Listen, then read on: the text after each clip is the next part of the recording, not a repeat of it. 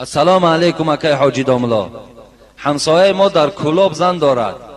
من خودم از دوشنبه هستم. باز در روسیه نیز زنی عروسی دارد. آیا زنی عروسی را تاجیک گیرد رواست یا روا نیست؟ اگر زنی عروس زنی کتابی باشد اجازت است که او را چی تاجیک است چی عرب است، یعنی کدام آدم مسلمان نباشد می تواند که باید در نکاح درآورد. زنی که به کتاب به همون انجیلی که دارم به همون ایمان داشته باشد. لیکن برادرای عزیز، برای زن گرفتن یک شرط زنگیری این است که زن باید که اصل داشته باشد. زن به منزله زمین است، باید زمین خوب گیری. بین امروز آدما زمین آبی میکاون که مثال زمینای آبی حاصلش زیاد است. هیچ وقت زمینی که شوره داشته باشد خس و خارش زیاد باشد در او هیچ وقت رجوع ندارند. مقصد زن به منزله زمین است. باید ما زن از طایفه گیریم که اصل داشته باشد. برای ما چی حاجت است امروز زنی روسی گرفتن؟ چی حاجت است؟ زمانی که دخترای تاجیک ما خودشون شوهر ندارند، زمانی که در هر یک خانه تاجیک 2 دختر 3 دختر به شوهر ایستادگی است، کجا میره زنی عروسی میگیری؟ بعضی زنای عروسی این بچکای تاجیکی ساده ما را یافتن، تنی کلمه عرضه کن، خیلی کلمه عرضه میکنه، تمام میگه مسلمان شد، گرفته به او خدمت زندگی کردن میگیرد. نمیداند که حالی عاقبت چی میشود، از این چگونه فرزند به دنیا میآید و عاقبت با این مرد چگونه زنی میکرده باشد. و حضرت سعدی میگوید زمین شوره سنبل بر نیارد، در او تخم و عمل ضایع مگردان. نکویی با بدان کردن چنان است که بد کردن به جای نیک مردان. شمشیر نیک از آهن بد چون کند کسی، ناکس به تربیت نشود ای حکیم کس. باران که در لطافت طبعش خلاف نیست، در باغ لاله روید و در شوره بوم و خس. برادرای عزیز، همه شما را من نصیحت من این است که امروز زنی تاجیک زنی کنی. زنی هست که گویم همه جهت باید تو میدانی، زبانش با زبان تو موافق است، مذهبش با مذهب توست، دینش دینی تو هست، معامله های گویم زندگی را خوب آموختگی هست. برای همین بهترین برای جوان تاجیک امروز زنی تاجیک است. جوانای عزیز، هیچ وقت میل با زنهای روسی نکنید. تاجیکای خود ما نگیریم. امروز ببین اینقدر زنها از حساب به شوهری به حیا شدند، بیگانه شدند، دستی گوی مردم بیگانه استفاده دا بردند، با ملکهای خارج برده استفاده شان بردیستند. همش به خاطر هست که شوهر ندارند. امروز بعضی همون دیوسا گویم، بعضی جوانای بی غیرت همین کلاب ما و شما امروز با دخترهای تاجیک برده در عسکرهای روس بیزنس میکنند. مردن تون بهتر باور کنید. وقتش زن ممراز بود، امروز بچه کلابی ممراز شده است. این خبرها به گوش ما می آید. ادرساش میدانیم باور کنیم. بچه تاجیک بار میکند، دخترها را در یک خانه جمع میکند، بچه های روس هم میگیرد میبرد، 1000 سومی روسی 500 سومی روسیش میدن و به دختر تاجیک یک جایش میکند. همین دیوسی نیست؟ همین یک گویم باور که خیانتی در ملت تاجیک است. آخر تو اونقدر جوان مرد باشی، اونقدر دلت به ملت تاجیک سوزد، تو برای و یک شوهر جستجو کن، شوهرش بیا. برای این دادرای عزیز، هیچ وقت برای خدا اون زنها را اختیار نکنید. زنهای تاجیکی خود ما نگیریم. السلام علیکم دامنای محترم، از شما خواهش می نمایم که با همین سوال من جواب گوید. مدت 6 سال می شود که شوهرم در روسیه کار می کند و تا حال نیامده است. مردم میگویند که وقتی که او برگردد باید که از نو نکاح کنید. آیا این درست است یا نه؟ با احترام خواهر اخلاصمند شما. این مرحمت خودش. 6 سال این حالی این همین شخص در همونجا زن دارد. بعضی هاش میگوید که وقتی ما روسا را میگیریم پاسپورت ما از دست ما میگیرن، به خاطری که دیگر تو پای در طرف تاجیکستان نمیمانی. ببینید غمخواری زنی روسا نسبت بچه تاجیک.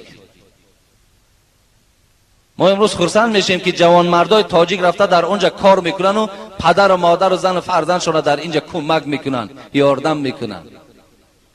6 سال زن و فرزند تماما سراغ نکنی، آیا این در کجا دیگر گویم ایمانداری و اسلامداری تو باقی میماند؟ در کجا دیگر؟ از تو در گویم آدم شرمنده، از تو در آدم بیناموس دیگر وجود ندارد. تو چی میدانی که زنی تو در کدام حالت در اینجا گرفتار است؟ چی کار میکند؟ تو چگونه زنداری داری؟ این عاقبت زنهایی که ما و شما در روسیه رفته زن میگیریم، زنهای خودمان در همینجا با فرزندا هر طرف پریشان میگردند. السلام علیکم داملا حاجی میرزا. من یک مادر به شما گفتنی دارم. از برآمد و ثبت کاسته های شما خیلی ممنونم. نتیجه همه کارهای شما تربیت جوانان است. من خیلی خرسند هستم که پسر من مثل دیگر پسرها دائم روزهای جمعه را انتظارند برای سخنهای تربیوی شما. رحمت بر شما داملا که امروز جوانان شهرمان را برای راست تربیه کرده ایستاده اید. سوال مادر: من کارکن دولتی هستم لیکن بیروی مال به کار می روم. اما خویش و تبار مرا سرزنش می کنند، لیکن الحمدلله من مسلمان هستم و دین اسلام را سخت اعتقاد دارم. من باید چیکار کنم مادر؟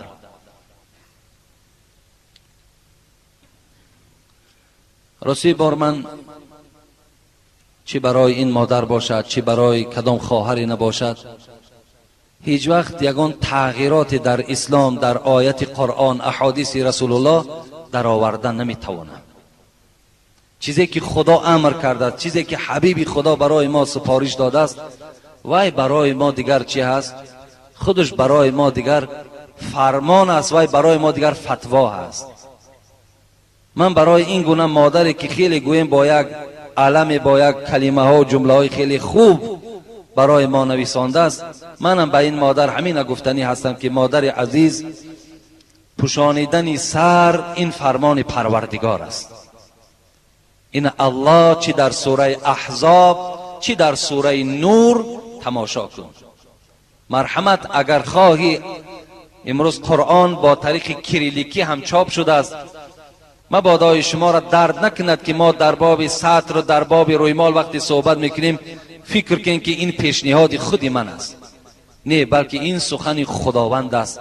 در قرآن هم در سوره احزاب هم در سوره نور خطابه فرمان برای زنها دارد. از این خاطر مادر عزیز، چه کارگر دولتی چه کارگر غیر دولتی، فرمان پروردگار این است که باید تو رویمال داشته باشی. باید گردن و دست تو را کسی نبیند بجز شوهر تو. این فرمان پروردگار است. اجرا کنی خوش به حالت، اجرا نکنی هزار اگر حاجی میرزا و پیر و استاد داشته باشی، در قیامت برای تو عذاب انتظار است.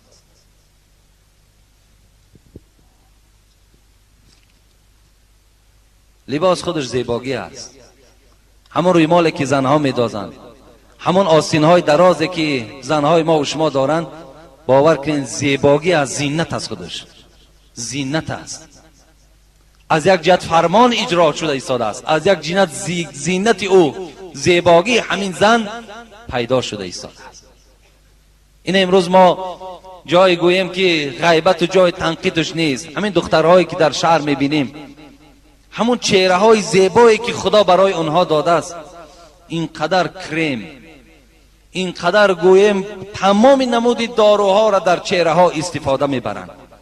شما یک نظر کنین بعد یک 5 ساله چهره همون را تماشا کنین، این خیمیه ها اینقدر زلال زیاد دارند، هیچ احتیاج به اونها هم ندارند.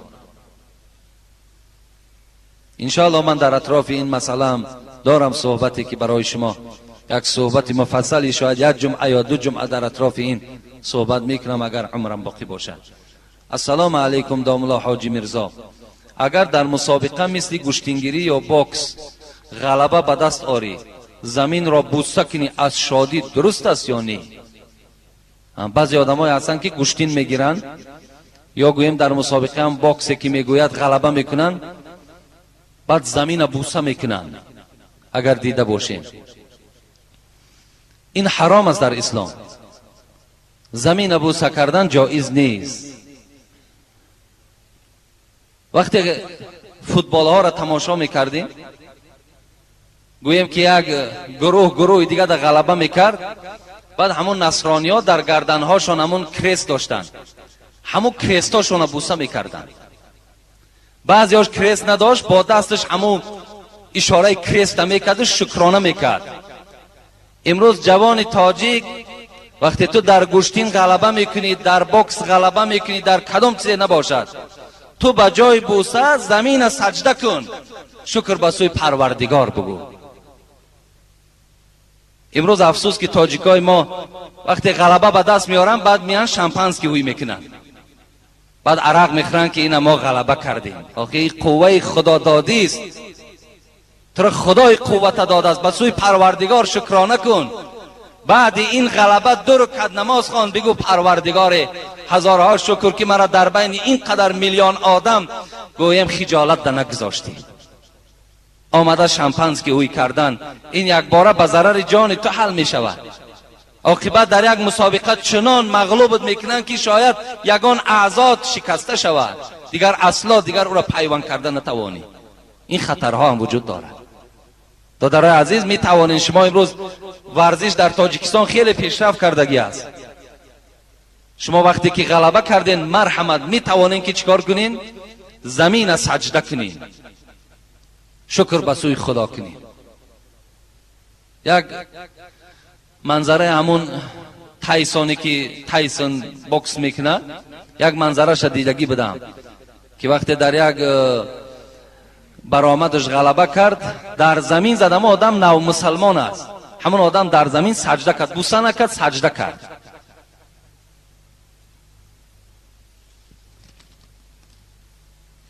السلام علیکم محترم حاجی میرزا، من همین سوال آخرانم میخوانم انشاءالله و بعدا ما یک گروه جوانان از شما یک سوال داریم. سوال چنین است: در مسجد محله ما به ما نمیگذارند که صف نماز را جفت کنیم، برای اشاره سبابه به ما کیانه میزنند، سخن دنیایی به حد زیاد است، حتی جنجال ها میکنند. وقتی ما با امام مسجد گفتگو کردیم که از پند و موعظه های حاجی میرزا مانده پیش از نماز گوش کنیم، در حال از شما عیبجویی کرد و اجازت نمیدهد. در حق این گونه امام ها نصیحت کنید و در حق ما نیز دعا کنید که خدا ما را هدایت کند. با احترام، یک گروه مخلصان شما. یعنی این برادران میخواهند صفحاشون جفس باشد، میخواهند صفحاشون راست باشد، میخواهند اشاره یعنی انگشت بردارند در حالت اشهد ان لا اله الا الله ده.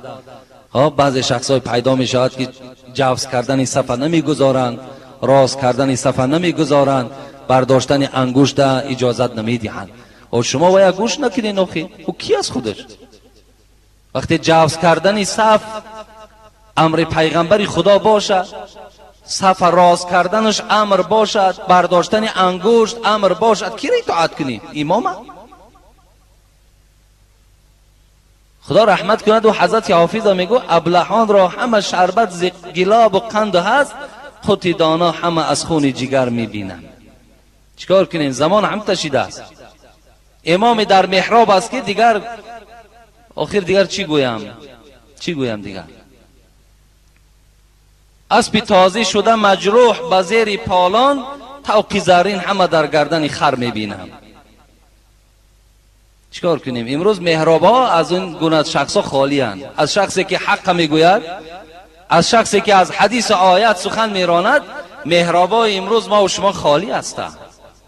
بعدا مثل انامین گونه بعض ابله هایی که از حدیث و از آیت و از مسئله درک ندارند، بعدا فشار بالای مردم میارن. شما کردن گیرین، صفحاتون راست کنین، صفحاتون جفت کنین، اشاره را کنین. کدام من برای شما گفته بودم کسی اشاره میکند برادرای عزیز این حدیث پیغمبر خدا هست. از 30 حدیث زیاد درباره نمین یک برداشتن انگشت آمده است. بعضی از فقهای ما و شما هم حتی ببین صاحب عمدة الرعایت این شرح الوقایه است. و حضرت گفتن صاحب فقه کیدانی گفته است باز در تنبورش نواخته گفته است این حرام گفته است. ببین صاحب فقه کیدانی در کتابش گفته است کسی انگشت می بردارد همین انگشت برداری حرام. لیکن صاحب کتاب عمدة الرعایه که خیلی کتاب معتبر است و در علم و در حدیث و در بزرگی از فقه کیدانی 1000 برابر بالا بود. و میگوید صاحب فقه کیدانی شرم نکرده در تنورش نواخته انگشت برداشتنش حرام گفته است. علی قاری رحمت و مغفرت کند خدا و در مذهب همین ما و شما امام ابو حنیفه است در باب همین برداشتن انگشت رساله دارد، یک کتاب پره دارد و گفته است چی گفته است؟ اگر گفته است ان همین حدیثی و ظن بالمؤمنین خیرا نمیشد من صاحب فقه کیدانی را حکمی به کفر میدادم. علی قاری امروز کتاب موضوعات حدیث دارد، شما یعنی علم شاید درک نداشته باشید. صاحب و محدث است و میگوید فقه کیدانی که امروز تعلیماتی است که میگوید برداشتن انگشت حرام است. و از علی قاری در کتابش میگوید که پیغمبر خدا گفتن و ظن بالمؤمنین خیرا، با تمام مؤمن ها گمانی نیک داشته باشین.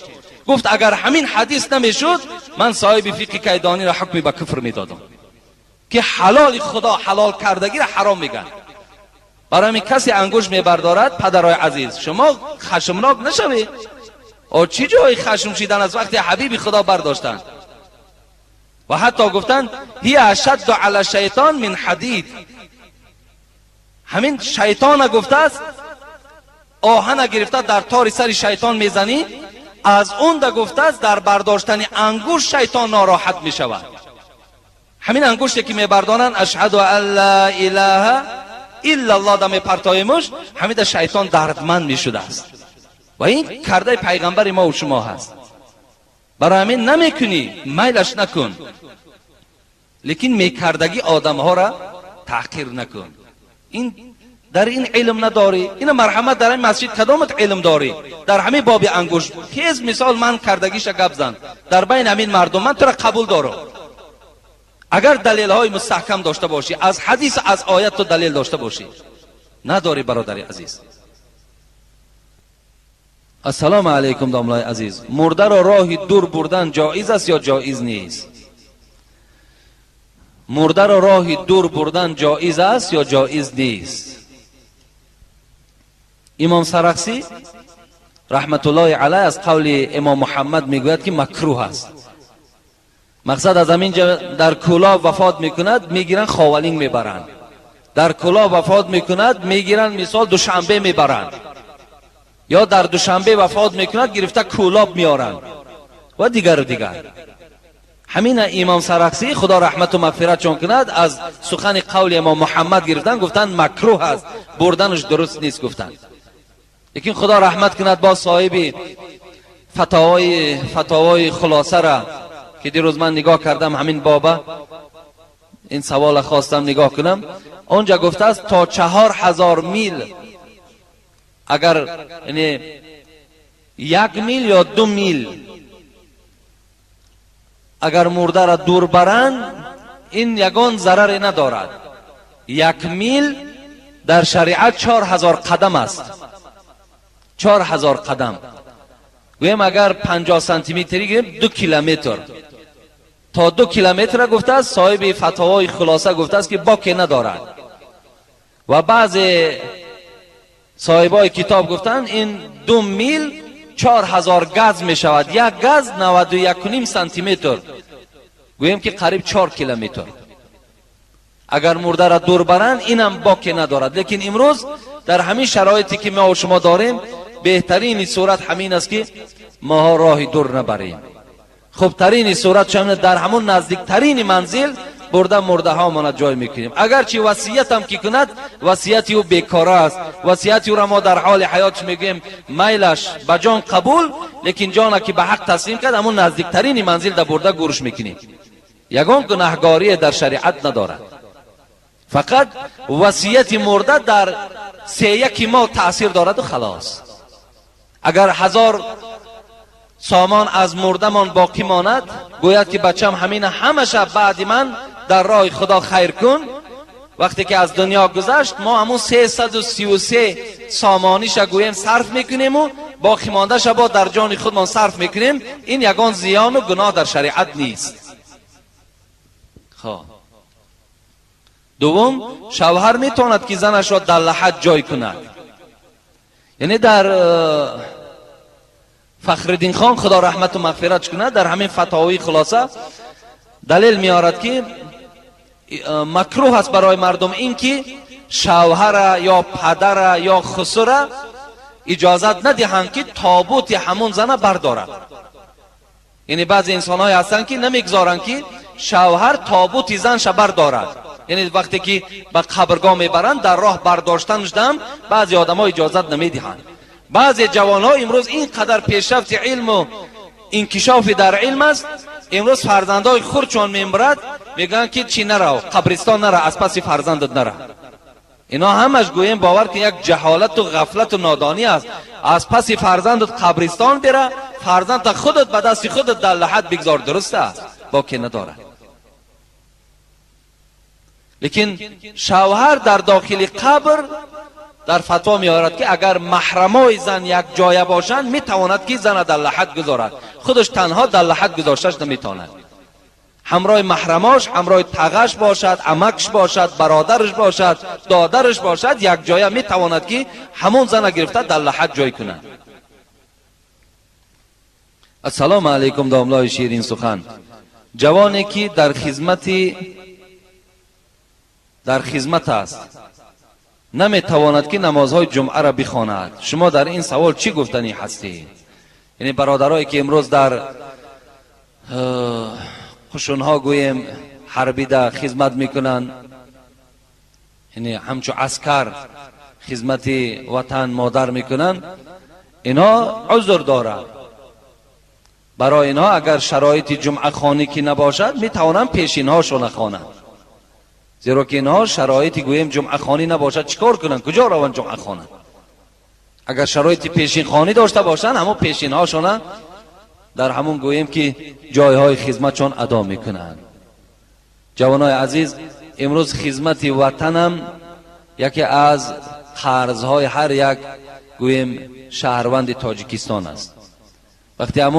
وقتی معین خدمت آمد ما باید سرکشی نکنیم، ما باید گردن کشی نکنیم. امروز تاجیکستان در دست تاجیک است، پس باید که هر یک سرحد داریم، هر یک شهر داریم، هر یک گویم منطقه‌ای که داریم برای محافظت باید که ما و شما رفته تاجیکستان ما محافظت کنیم. این خدمت هر یک جوان است. امروز سرکشی نکنیم، بسیار نیک می شود. این راه هم خیلی راه آدمای دلیر است، راه هر یک شخص نیست. السلام علیکم داملای عزیز. آیا به دعوت به معرکه خدایی توی رفتن اجازت است یا نه؟ یعنی وقتی که در بین تاجیکای ما توی ها داریم، خدایی ها داریم، هر گونه معرکه های خیر احسان داریم و ما و شما را دعوت میکنن برای گویم خوردن همون طعامی که آماده کردن، آیا اگر همونجا به دعوت رویم این اسلام چگونه بها میدهد؟ قال رسول الله صلی الله علیه و سلم اذا دعی احدكم فلیجب فان كان صائما فلیصلی وان كان مفطرا فلیطعم، رواه مسلم. حبیب خدا میگوید هر وقتایی که شما را ای بندگان خدا کدام خانه ای که دعوت کردن دعوت را اجابت کنید، دعوت به ذمه شما واجب می شود. فإن کان صائما، مبادا تو را آمد و خبر داد گفت پیغمبری خدا تو روزدار بودی. مثال امروز ماه شوال است، بعض برادرای اسلامی ما و شما 6 روزه از ماه شوال روزه دارند. فریاد میزند میگوید خانه من نصف روز است یا سحر است نانخوری، میگوید خدایی خیر احسان کردم. اگر تو روزه دارم که باشی، حبیب خدا گفت حتمی اجابت کن، رو در خانه همون برادرت حضور کن، اشتراک کن. اگرچه از طعامش نمیخوری فلیصلی، به معنای فلیدعو، دعا کن در خانهش. شرط از خوردن نیست. امروز ما اگر کمی سیر باشیم یک جای دیگه دعوت ممکن نمیریم، روزه دارم که نباشیم نمیریم، به خاطر میگیم خیلی سیریم کجا میریم. لیکن نمیدانیم که دعوت واجب است. وقتی دعوتی کردن در ذمه ما واجب می شود، باید که ما او را قبول کنیم. وقتی اگر وعده دادیم که میبیم، الکی تماشا کنیم که این به ذمه شما واجب می شود، نرفتین شما گناهکار می شوید. خب و اگر باشد که روزخور باشین، گفت پیغمبری خدا روزدار نباشین، پس از طعامش میخورین، مقصد اجابت کنین. لیکن حبیب خدا در این مسئله حدیث های دیگر هم دارد که باره از یکی از صحابه های پیغمبر خدا را گفتن خاندان ما بیگاهی مرحمت، من برای 5 نفر آدم طعام آماده کردم، می توانی ای حبیب خدا همراه 5 نفر به خانه من بیایی؟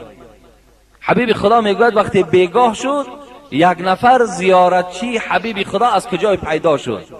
حبیب خدا این شخص هم گرفتن همراه خودشان. ولی امروز ما و شما هم عادت داریم که مثال ما را یک کس خبر میکنن، 2-3 نفر دیگر را میگیریم، خیلی همون نان کرده ساخی، همون مثال نان هست، فرقش چی آخی؟ چی شما بخورین چی فلانی خورد؟ گفته هم تری دلیل ها داریم. حبیب خدا میگه همراه خودش همون نفری مهمان گرفت و برد. لیکن خاندار 5 نفر گفت، حبیب خدا 5 نفر گرفت، این مهمان هم همراه خود برد. لیکن مهمان در بیرون کوچه گذاشت، همراه 5 نفر خانه خاندار درآمد و از خاندار پرسید همون 5 نفری که گفته بودی اینا مرحمت، لیکن 1 نفر زیارت من آمده است، مهمان من است، بیرون خانه است، حق داری اگر خواهی قبولش کن، نخواهی قبولش نکن. خاندار چی گفت؟ و حبیب خدا گفت من قبولش دارم. گفتن یعنی مهمان قبول کردن به اذن خاندان، به اجازت خاندان شد. از همین خاطر باشد که صاحب 4 کتاب میگه اول آن باشد که مانندی مگس هم میدانیم پشه، اول آن باشد که مانندی مگس، مردی ناخوانده شود مهمانی کس. هر کی او مهمانی کس ناخوانده شد، نزد مردم خوار و زار و رانده شد. کسی به دعوت خانه یک برادرش قبول کرد، وای الله که چی است؟ وای خوار است، وای زار است، وای شرمنده می شود. برای یک تکنانی که همونجا استفاده میبری قدر و شرف قیمت گم میکنی. برای همین امروز این مدنیت دم شما باید رسین. بس از مثال خدای کافتن و جای نان و آب کافتن، این شرمندگی است. دعوت ما کردن انشاءالله قبول، دعوت نکردن ما حق مثال در خاندان او اشتراک کردن نداریم. اون سخنایی که مثال پیشینی ها بود، نانش شنوی و نرای گناهگار میشه، ایره کدام با همین پیشوای شکم چرام به دست باور کنیم. هیچ یگان دلیل ها ندارن. من دلیل هاش از حدیث برای شما خوانده دادم. قبول نکنین. هر یک جا به خودش گویم نفر دارد، آدم دارد، شرایط دارد، حساب میکند چی مقدار قوت و مثال طعامش میرسیدگی است، بعدا مردم دعوت میکند. آیا بسم الله را در طعام فراموش کنی یا قصداً ترک کنی چی میشود؟ اگر بسم الله الرحمن الرحیم پیش از طعام خوردن ما قصداً ترک کنیم گناهکار میشویم. هر یک کار باید که با بسم الله الرحمن الرحیم آغاز شود.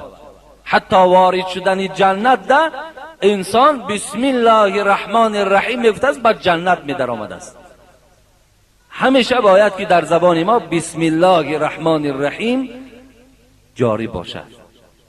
باری میگه پیغمبر خدا در یک حکایه خوانده بودم، با یک نفر میگوید نشستم طعام خوردم، وای بسم الله الرحمن الرحیم نگفت، خورد طعام قریب در آخر طبق یک ناله ماندنده، بعد چی گفت؟ گفت بسم الله اوله و آخره. این از روی حدیث است. پیغمبر خدا و کدامت اگر فراموش کردی در بین طعام یا آخر طعام در بیادت آمد، چی بگو؟ بسم الله اوله و آخره. بسم الله اول و آخر. میگوید با این مرد من طعام میخوردم وای بسم الله نگفت، بعدن یک طعام ماندند که بسم الله اوله و آخره گفت. این زمان حبیب خدا میگوید من خنده کردم. پرسید چرا میخندی؟ گفتم تا همین زمانی که این بسم الله را تو تکرار نکردی، همراه تو شیطان طعام خورده ایستاده بود. وقتی تو بسم الله اوله و آخره گفتی، شیطان آنچه که خورده بود همش پس گردانید. این قوت دادن شیطان است، کسی اگر بسم الله الرحمن الرحیم نمیگوید. پدر و مادرها هم فرزندها را باید تعلیم دهند در نزد دسترخوان با دست راست خور بچم بسم الله الرحمن الرحیم بگو. اینا را باید پدر و مادرها فرزندها را تعلیم دهند. السلام علیکم ایشان حاجی مرزا، به عدد رحمت خدا بر شما باد که من یک زن مسلمان هستم. از دوشنبه با همراهی شوهر و فرزندانمان از کاسته های شما بهره میبریم. یک سوال دارم، شوهرم سیگارت میکشد، آیا این در اسلام چه حکم دارد؟ ساده و روشن بیان کنید که شوهرم معلم مکتب میانه است. من این مسئله را چندین بارها گفتگی هستم، چی درباره ناس چی درباره سیگارت، که اسلام شعار دارد لا ضرر ولا ضرار فی الاسلام. اسلام شعارش همین است که از چیز ضرر نبین و به کسی ضرر نرسان. این شعار اسلام است، از چیز ضرر نبین و با کسی ضرر نرسان. مقصد از سیگارت تو ضرر میبینی، تو شعار اسلام پایمال داری. برای همین سیگارت در اسلام حرام است. چی از جهتی گوییم که در جسم آدم ضرر دارد، چی در اقتصادیاتش ضرر دارد. وقتی هر چیزی که به جسم آدم ضرر داد، به جسد آدم ضررش رسید، این در اسلام حرام است. هر یک حرام کرده پروردگار حکمتش انا همین است که شما تماشا کنید چیزی را که خدا حرام گفته است و حتمی در ارگانیسم شما زلال دارد. برای همین باز مخصوص اگر این برادر ما معلم باشد، معلم باید از سیگارت و از ناس دور باشد. معلم در پیش طلبه وقتی که سیگارت میکشد، ناس میکشد، همون شاگرداشان سیگارت کش و ناس کش میشوند. امروز به گوش ما آوازها میرسد که بعضی معلم ها طلبه ها را پول میدهند که برای ما ناس بخر یا سیگارت بخر. این نادرست است.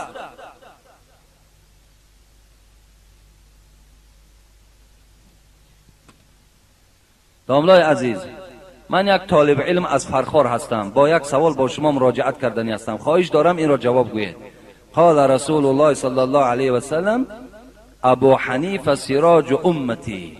این حدیث صحیح است یا نه؟ یعنی حدیث ها دا میگذارد که ابو حنیفه این رئیس مذهب ما و شماست و این سراج امت است. گویا پیغمبر خدا گفته باشد که ابو حنیفه را شما میدانید که 70 سال بعد حبیب خدا به دنیا آمدند. ابو حنیفه سراج امت من است. سراج گفته چراغ میگویند، یک روشنی را میگویند، چراغ امت من است. نه، این برادر عزیز علی قاری در کتاب موضوعاتش میگوید این حدیث موضوع است. این حدیث صحیح نیست. این حدیث بافته است، حدیث تهمت است. هیچگاه حبیب خدا ابو حنیفه سراج امت من گفتگی خبر نداده است. لیکن خدا رحمت کند علامه جلال الدین سیوطی را که صاحب کتاب خلفای راشدین است، که چهاریار بسیار قصه خوب کردگی است که امروز دنیای اسلام او را میخوانند، در زیر حدیث لو کان العلم معلقا بالثریا لتناوله الرجال من ابناء فارسه. حبیب خدا گفتن اگر علم در ثریا باشد، گویم همون بلندترین ستاره آسمان در اگر علم باشد، هر آینه مردهای از قومی گویم یا از طایفه فارس، مردم تاجیک، این علم به پایان میارند. همین جلال الدین سیوطی علامه در عقیده خودش گفته است که همین اشاره به امام ابو حنیفه است. برای همین سراج امت گفتن اگرچه از زبان پیغمبر نمیگوییم، لیکن سراج امت بودن ابو حنیفه هیچ شک و شبهه نیست. وقتی یک عالم سراج باشد، پس ابو حنیفه سردار همه علماست. امروز شکر ما و شما پیروی این گونه عالم برجسته در مذهب داریم. این شکرانه کردن در کار. انشاءالله ما راهی غلط نرفتیم، ما راهی نادرست نرفتیم. و امروز همه شما هم جوانهای عزیز، من چند بار گفته بودم، باز میگویم که مذهب امام ابو حنیفه برای ما و شما امروز حتمی و ضروری است. امروز به نهایت مطابق و مناسب در همین جمهوری تاجیکستان ماست. بهترین نعمت این آرامی هست که اگر در بین ما بعض اختلاف ها و بعض نافهمی ها را اگر جاری کنند، این حالت ده ممکن است که این آرامی از دست ما رود.